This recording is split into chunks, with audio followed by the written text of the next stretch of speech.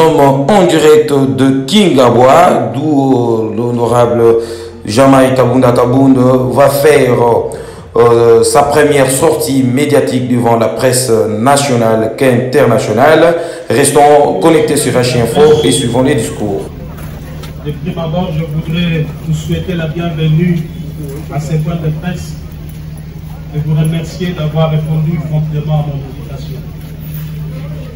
Chers chevaliers de micro et de la plume, après un si long moment de silence et de méditation, à la suite d'une série de turbulences émaillées d'actes de sabotage, d'humiliation, d'ingratitude et même de calomnie subis en début de cette année, j'ai décidé ce jour de vous convier en vue d'annoncer à l'opinion tant nationale qu'internationale que j'ai initié une formation politique ensemble avec d'autres Congolaises et Congolais que nous avons transformé en parti politique. Il s'agit bien du parti Alliance pour le changement, assez en cycle. Un parti de gauche qui prône la social-démocratie et qui a comme devise liberté, égalité et justice. Le parti AC fera sans nul doute l'opposition au régime Félix Tshisekedi. Et pourquoi nous le ferons? C'est exactement pour deux raisons. Premièrement, d'une part, nous avons constaté l'absence d'une vision claire et d'un leadership convaincant dans le chef du président Félix Tshisekedi, et d'autre part, l'incompétence notoire et la mégestion institutionnalisée caractérisée par l'insouciance, l'irresponsabilité, la distance et la prédation au sommet de l'État.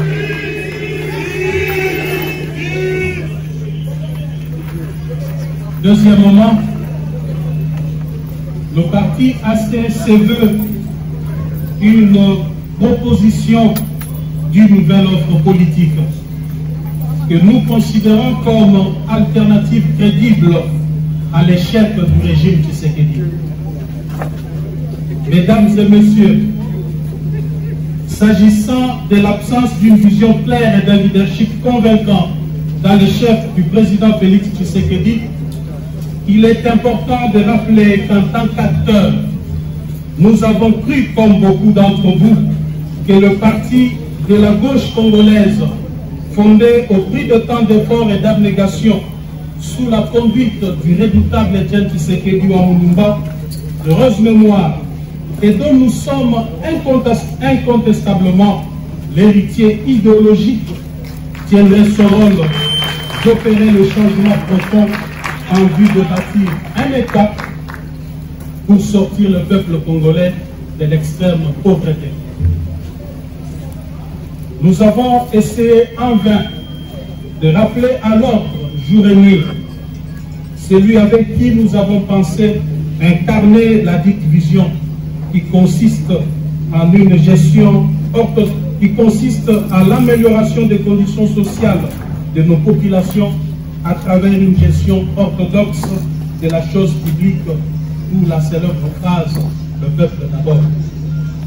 Hélas, à l'absence d'une vision claire dans le chef du président Félix Tshisekedi, pour faire décoller le Congo, nous assistons malheureusement à des tâtonnements et des essais-erreurs dans tous les domaines de la vie nationale. Aucun projet concret n'a été finalisé alors que les caisses de l'État saignent jour et nuit.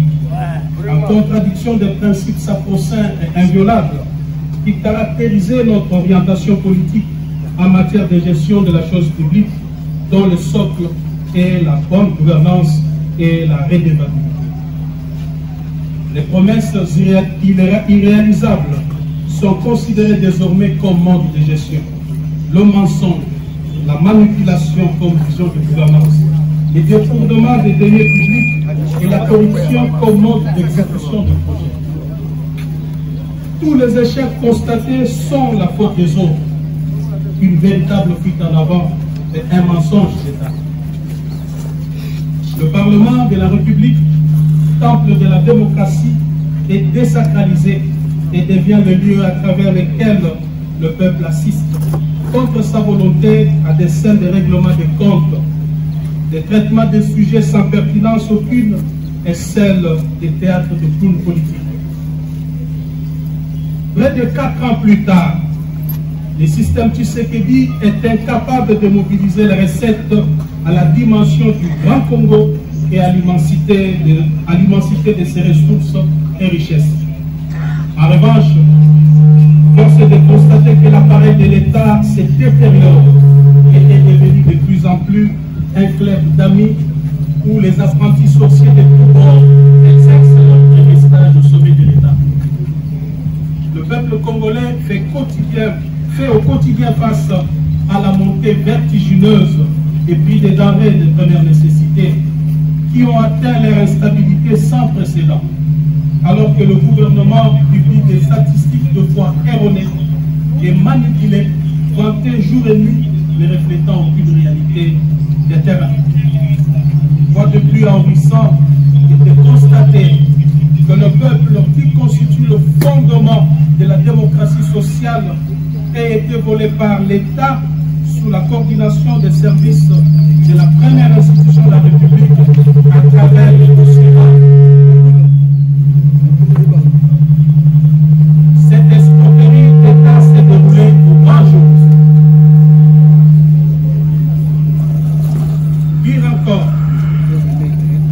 Pire encore, le fonctionnaire, l'enseignant, le militaire et le policier qui devaient bénéficier tout simplement de l'amélioration réelle de leur salaire minimum garanti restent toujours bernés par des suppléments propagandistes, paradoxalement à leur panier de la ménagère, et sans repère ni soubassement dans le calcul de la base salariale. Il va sans dire que le gouvernement a abandonné sa mission, principalement dans le province du Nord Kivu et de l'Ituri, relève de la responsabilité première du chef de l'État et de son gouvernement. Il est ici de rappeler que les dirigeants actuels n'ont d'alliance pour les changements consiste en la transformation de l'homme congolais, à la refondation de l'État, la mise sur pied d'un modèle économique et financier favorable au contexte congolais et à la révolution sociale à travers une gestion rationnelle et raisonnable de nos ressources et richesses naturelles, à travers la création d'une classe moyenne. En cela, elle se veut le champion de la pratique de l'équité, de la justice et du droit, de la protection et la sécurité sociale, ainsi que de la quête permanente du bonheur partagé. Pour faire face à la montée de l'insécurité dans la partie est de la République et à travers tout le territoire national, à former des unités d'élite et à renforcer la formation des jeunes aux valeurs citoyennes et au service national, à construire et à réhabiliter les infrastructures sociales de base, à promouvoir l'entrepreneuriat local en vue de booster l'émergence des petites et moyennes entreprises pour mener le pays vers l'industrialisation, à promouvoir le tourisme et l'art, à engager une diplomatie pragmatique de puissance et d'action. Néanmoins, nous sommes tenus de vous informer que jusqu'ici, le régime en place ne nous a pas encore délivré l'arrêté d'enregistrement pour nous permettre de fonctionner, alors que nous avons introduit la demande d'enregistrement de notre formation politique depuis le 14 juin 2022 au cabinet du vice-premier ministre, ministre de l'Intérieur. Il faut souligner qu'après examen du dossier, ces services l'ont déclaré conforme à la loi numéro 04/002 du 15 mars 2004, portant organisation et fonctionnement des partis politiques, et c'est depuis le 15 juin 2022, date à laquelle Le récépissé de conformité nous a été délivré par notre parti. Nous avons décidé de fonctionner désormais conformément aux dispositions pertinentes de l'article 14 de la loi suisse évoquée. Je cite, si à l'expiration du délai de 30 jours, ouvrable après les dépôts, le ministre est en défaut de décider, le parti politique est considéré comme enregistré. Lui délivrer un arrêté d'enregistrement dans les délais de 15 jours. À défaut, les récépissés du dépôt tiennent lieu d'enregistrement. Nous sommes le 18 juillet 2022, soit 34 jours après le dépôt du dossier. Le parti est donc d'office fonctionnel au regard de la loi suisse.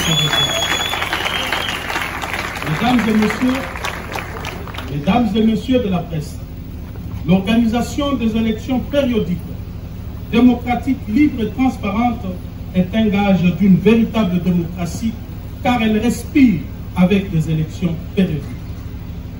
En ma qualité de sociodémocrate, combattant de la liberté pour l'instauration d'un État véritablement démocratique, je suis déçu de vous annoncer à travers ce point de presse que le régime Tshisekedi a décidé de mettre en péril la périodicité, la sincérité et la transparence des élections en préparant des glissements ainsi qu'en orchestrant une fraude massive aux prochaines échéances électorales.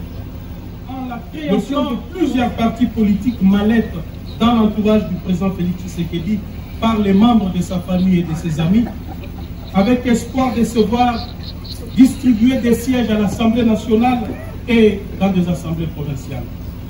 Ces plans funestes, dont se vante avec fierté et assurance d'ores et déjà le précité, visent à s'attribuer par des mécanismes frauduleux, vous vous en doutez, 300 sièges à la Chambre basse et laisser 200 pour les autres formations. L'entourage du président Félix Tshisekedi pour dénoncer ces plans qui ne cadrent ni avec la vision, ni avec l'idéal pour lequel nous nous étions bâtis près de 4 décennies.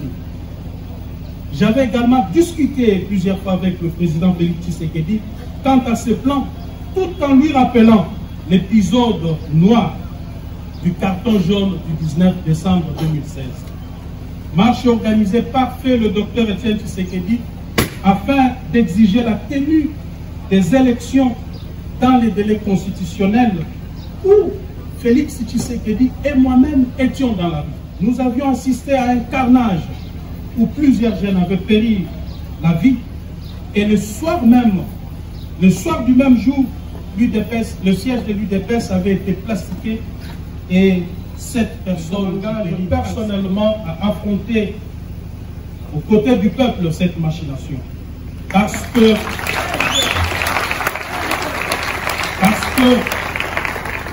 je considère le combat que je dois devoir mener désormais comme un tournant très important dans ma vie politique. Mesdames et messieurs, comme vous le savez, petit à petit, nous avons des tares de dictature, de tristes mémoires. Le pays est en train de subir un recul démocratique honteux, des restrictions des libertés d'expression.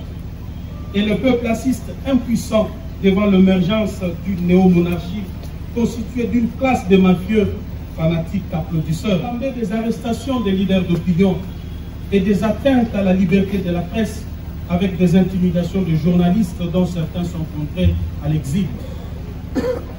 Il en est de même de l'usage abusif des services publics avec des dossiers montés de toutes pièces pour écarter certains adversaires. Et cela, ce sont sans doute des antivaleurs qui, le signe prémonitoire d'une dérive dictatoriale qui se dessine. Pire encore, l'humanisation des services de sécurité est un contrat social conclu avec le peuple. Mais hélas, contrairement à cette grande attente, ils sont utilisés aujourd'hui comme outil de répression. Le processus de la décentralisation est battu en brèche par le pouvoir en place en y institutionnalisant un clientélisme et une corruption à grande échelle. Les institutions provinciales sont devenues ingérables et le développement local est impossible à atteindre avec les méthodes du régime Tshisekedi qui a converti le gouverneur de province en fille et garçon de course, obligé de ramener des espèces sonnantes et trébuchantes. Voir une nation s'établir après la passation pacifique et civilisée du pouvoir a vu renaître les sentiments du tribalisme et du régionalisme. L'opinion nationale est scandalisée de la reprise avec force de l'impunité dans notre pays, dont le corollaire est la consécration de la justice à double vitesse. Vous remarquerez sans doute qu'il existe désormais une catégorie de Congolais à poursuivre avec acharnement et une autre à protéger. Elle est plongée notre pays par ce régime. Il y a lieu, je suis convaincu, je suis plus que convaincu, que la page Félix Tshisekedi est désormais tournée.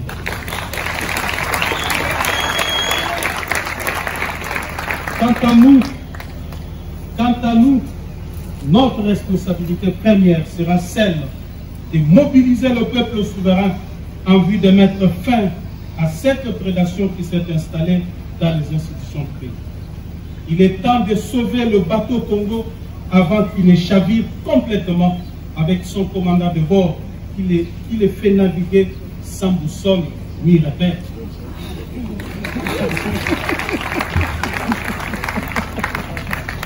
Dans un monde en total bouleversement, dans les décombres d'une gouvernance au rabais, dans un paysage politique mouvant, dans lequel tout est incertain, tout est sans cesse remis en question, nous devons imposer une révolution contre la prédation et l'amateurisme au sommet de l'État.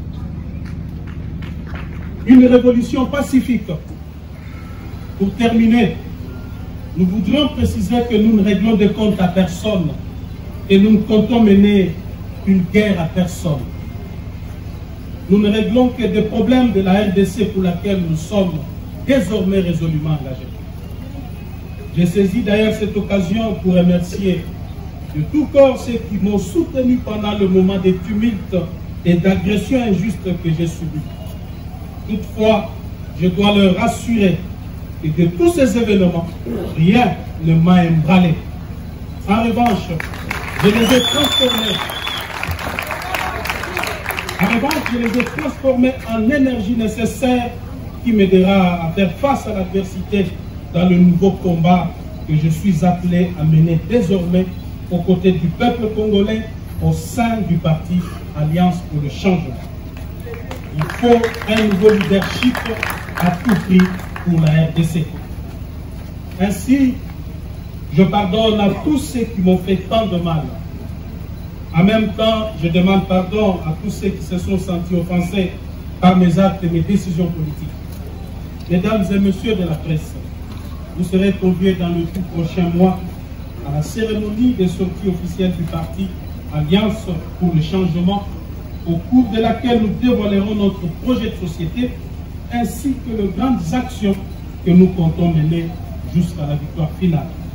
À présent, je me mets à votre disposition pour répondre à toute préoccupation liée à l'objet de votre point de presse de séjour. Je vous remercie.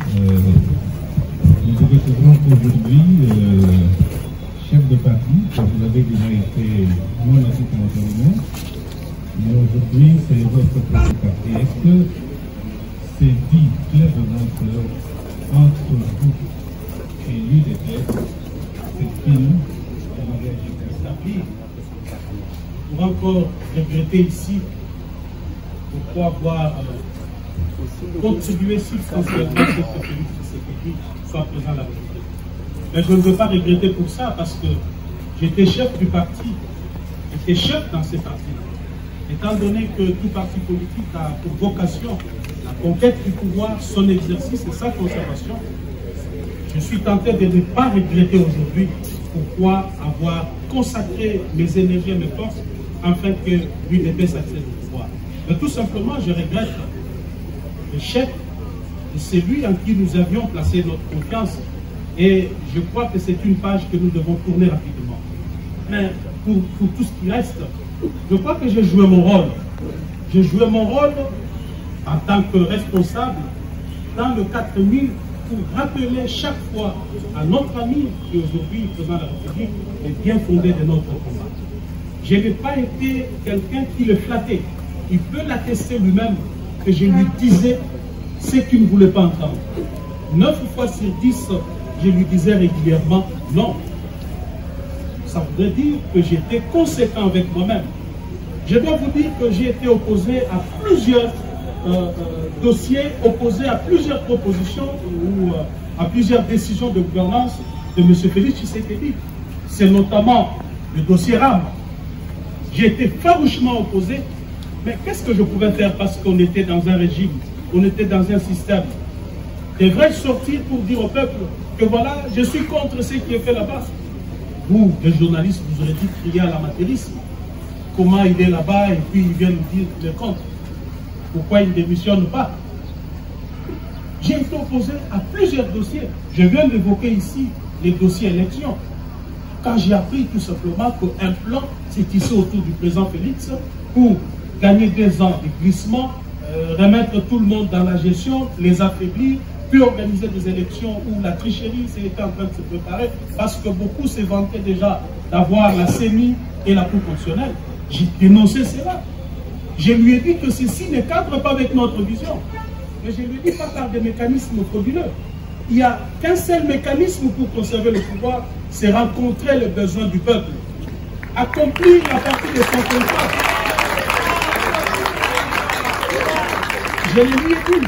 Je lui ai dit, Monsieur le Président, je suis actuellement chef du parti. Tout ce que moi je vous demande, donnez-moi le bilan aux prochaines élections, je vous donne une majorité. Mais s'il n'y a pas de bilan, il ne faut rien espérer. Je ne ferai pas de la magie. Je lui ai dit.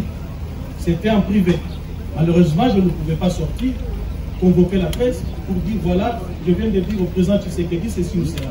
Madame, je crois que je sors de cette histoire avec une conscience tranquille pour avoir joué complètement mon rôle d'un véritable parce que je n'étais pas d'accord avec la gestion du pays par Félix Tshisekedi et par ricochet. Je ne peux pas regretter quoi que ce soit parce que je n'ai aucune responsabilité à porter là-dessus.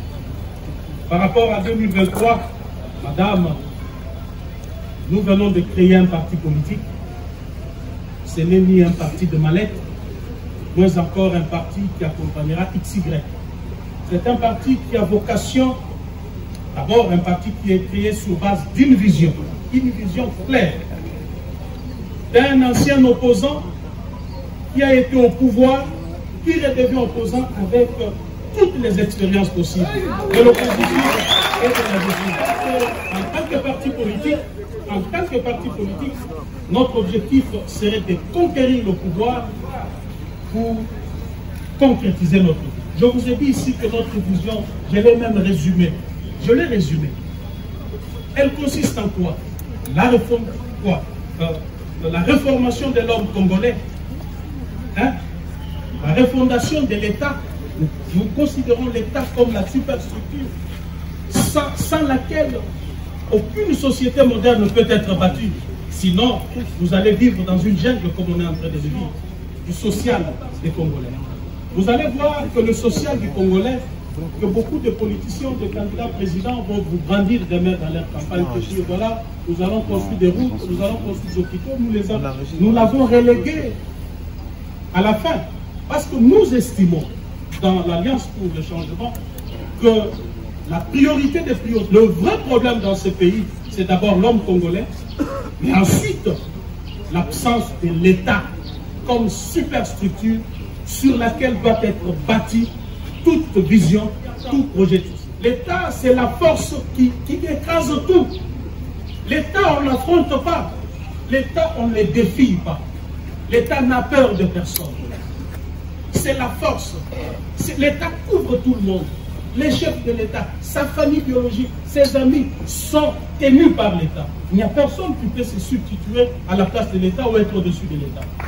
C'est ça notre vision. Nous estimons que demain, nous allons imposer cela.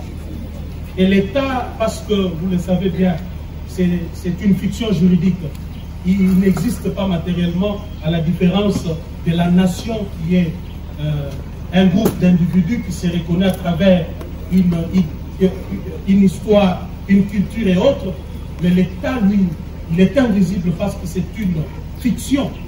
Mais il existe matériellement à travers des instruments de puissance Et ces instruments de puissance, nous les avons classés en 6. C'est l'armée, la police, les services de sécurité, la justice, l'administration et les relations étrangères. Voilà ce que nous pensons, madame. Avec cette vision, avec ce projet, nous ne comptons pas accompagner quelqu'un. Nous allons nous battre en 2023 pour la conquête du pouvoir au sommet jusqu'en bas. Je crois qu'à ces niveaux des débats, nous devons être prudents et même faire un petit tour en arrière, parce que nous sommes en train, dans ce pays, malheureusement, de revivre l'éternel recommencement. Cet éternel recommencement voudrait dire quoi? Ceux qui sont au pouvoir, ils sont ennemis du peuple, et ceux qui sont dans l'opposition sont chouchoutés par le peuple, portés par le peuple. Ils composent un attelage mal assorti. Dès qu'ils accèdent au pouvoir, du coup, ils deviennent aussi des démons. Ceux qui étaient démons au pouvoir hier, par manque de résultats de ceux qui sont au pouvoir aujourd'hui, redeviennent saints, et c'est un cercle vicieux. L'Alliance pour le changement voudrait casser ces cycles infernal de cycles dans le ça voudrait dire que toute alliance sera basée sur une vision. Toute alliance sera basée sur des idéologies. Notre parti, je vous l'ai dit, c'est un parti socialiste, de la social-démocratie. Donc, on voudrait bien savoir quelle est la vision politique de tel ou de tel, quelle est son appartenance idéologique, afin que nous puissions réfléchir sur ce que nous pouvons faire demain ou après-demain. Mais quant à l'attelage mal assorti, ce que les Kino appellent Sanguissa, nous ne serons pas prêts à faire cela, parce que nous avons vu les dégâts que cela a causé au pays. C'est comme si on était dans une sorte de course à l'accession du pouvoir. Juste pour accéder au pouvoir, c'est partagé entre acteurs politiques, et du coup, on prend le peuple en otage, parce que ce n'est pas la vision future de l'action politique, mais plutôt les intérêts, notamment le partage de pouvoir, le partage du gâteau, bien entendu, et les intérêts que cela procure. Donc demain, l'AC va s'engager dans le processus électoral pour gagner les élections à tous les niveaux. Mais nous ne fermons pas la porte. Nos portes sont ouvertes pour des personnes crédibles, des personnes qui partagent les mêmes convictions que nous, des personnes qui ont la même vision que nous. Mais si tel n'est pas le cas, nous avancerons. Cher chevalier de la plume, la question de l'insécurité dans la partie est de notre pays traduit de manière claire l'incapacité de M. Tshisekedi à imposer la paix, la sécurité, voire même l'ordre et la discipline dans ce pays. Je veux malheureusement, quand le M23 a pris Bunagana, donc quand le Payton M23 commençait, les manipulateurs de ce pouvoir montaient des messages dans des laboratoires, des services, pour dire voilà, il faut être patriote, le pays est agressé, allons faire ceci contre le Rwanda, faisons cela contre le Rwanda. J'ai vu même des jeunes gens marcher contre, faire un sit-in devant l'ambassade du Rwanda, et beaucoup se sont posés des questions. Mais pourquoi l'honorable Kabound n'a même pas fait un tweet? Il n'en a pas même évoqué. Je n'ai pas parlé, parce que je considère que ce qui se passe, on est en train de manipuler l'opinion et le peuple. Ici, il est question d'un État. Je vous ai dit ici qu'un État, c'est ça notre incarnation. Donc l'État est là. L'État, on ne l'attaque pas, on ne le bouge pas. L'État, c'est le sommet. Au-dessus de l'État, il n'y a rien. Lorsque M. Tshisekedi ne maîtrise pas la notion de l'État, voilà que nous sommes en train d'assister des choses auxquelles lui pense que c'est de la blague. L'État, ce n'est pas la 10e rue où on pouvait s'aventurer à faire ce succès. L'État, c'est l'État. Il a ses mécanismes, ses moyens de fonctionnement qui requièrent de l'intelligence, de l'anticipation, de la sagesse dans les chefs de celui qui l'engage. Comment voulez-vous que la partie Est soit sécurisée dès lors que nous n'avons pas une politique claire en matière de défense et de sécurité? Dès lors que nous n'avons pas, le régime qui s'est dit jusqu'à aujourd'hui n'a investi rien ni dans l'armée, ni dans la police. Comment voulez-vous que l'on puisse faire face à des nations autour de nous qui, d'ailleurs, sont en train de faire des efforts dans ce domaine? Donc aujourd'hui, le peuple congolais, plus particulièrement dans la partie Est, est sacrifié du fait que Félix Tshisekedi n'est pas en mesure d'imposer la paix dans cette contrée. On voudrait dire que le Rwanda agresse le Congo à travers le M23. C'est bon bien. C'est bon bien parce que la scène internationale, elle est ce qu'elle est. Ne pensez pas que nos voisins, tels que nous entourent là, ce sont nos amis. Ils sont même pas amis, ils sont même pas ennemis. C'est ça les relations internationales. Les pays sont des acteurs sur cette scène. Ils n'ont pas d'amis, ils n'ont pas d'ennemis. Et ce sont des monstres froids. Alors, on a 9 voisins, on a 9 amis et 9 ennemis en même temps. Aujourd'hui, nous parlons du Rwanda. Mais demain, ça peut être Brazzaville. Pour mine de rien, il y a une histoire et il nous déclare la guerre. Demain, ça pourrait être l'Angola. Pour un petit accrochage, l'Angola se décide. Il nous déclare la guerre. Quel sera le Congo? Quel sera son peuple? Si nous sommes en train aujourd'hui de nous lamenter parce qu'un groupe armé, soutenu par le Rwanda soit-il, est en train de semer désolation dans toute la partie est du pays. Et si alors demain, un État nous déclarait la guerre? Ou encore, je voudrais aller plus loin. Si c'est le Rwanda lui-même qui se décide alors de dire, voilà, je ne vous fais pas la guerre à couvert, je vous déclare la guerre. Donc nous allons fuir ce pays, n'est-ce pas? Nous allons donc fuir ce pays. Nous irons faire nos marches de soutien au FRDC en dehors de ce pays. Moi, je pense qu'au lieu de faire des marches de soutien au FRDC, nos FRDC n'ont pas besoin de soutien des civils. Surtout pas dans les réseaux sociaux, à travers des tweets, à travers des messages. C'est une aliénation de tout un peuple. En lieu et place de faire des marches de soutien au FRDC, en lieu et place de marcher contre l'ambassade du Rwanda, je crois que le peuple congolais aurait bien décidé de marcher contre Tshisekedi et son gouvernement pour exiger des actions plus concrètes afin de sécuriser la partie Est. Le peuple congolais aurait plutôt marché pour dire à Tshisekedi qu'il devait être le plus ferme possible parce qu'il est chef de l'État, il est commandant suprême des forces armées, c'est lui qui devait donner les temps. A contrario, on voit un chef de l'État qui pense que le pays va bien. À le voir comme ça, vous ne sentez pas que ce monsieur a un pays qui a un problème. Surtout qu'il ne se permet pas de passer de bons week-ends. Chaque week-end, c'est la poule douce. Vous voyez, avec une situation pareille, il ne faudrait pas aller chercher les diables ailleurs. Le diable se trouve chez nous. Je dois vous dire que ce pays, en fait, vit la théorie de l'éléphant dans la pièce. Vous savez, la théorie de l'éléphant dans la pièce, c'est que nous sommes en train de penser que la faute, c'est l'autre. Alors le vrai problème est dans la maison. On ne fera aucun ménage, on n'arrangera rien, aussi longtemps que l'éléphant est dans la pièce. Je ne sais pas ce que je vais te répondre. Je crois que ici, nous sommes venus parler du Congo. Nous ne sommes pas venus parler de Damas Kaboun, de sa vie, ce qu'il a fait. Hein? Est-ce que je vais répondre à ça? Ça va passer à une autre question. J'ai été clair sur ce sujet. Donc, Tshisekedi a lamentablement échoué. Et quand on dit que le bilan est largement négatif, ça voudrait dire ce que ça voudrait dire. Évalué en termes de pourcentage, il a lamentablement échoué. C'est plus que nous répondons. Parce que si vous me demandez dans les détails, je vais vous prendre toute 1 heure ou 2 heures de temps ici à vous expliquer secteur par secteur.